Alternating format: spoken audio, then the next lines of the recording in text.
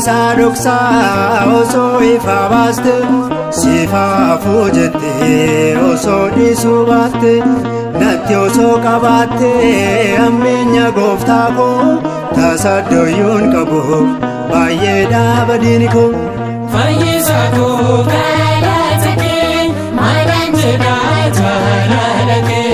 daqiiqa keessatti cubbuunan hojjedhu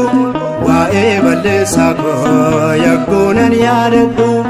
ati garuu fuulli kee natti hin jijjiiramne fuullee dheekkamsaatiin ati hin arroofne fayyisaa koo galatake maalan jedha jaalalake karaan cubburraati gaarii fakkaatuyyuu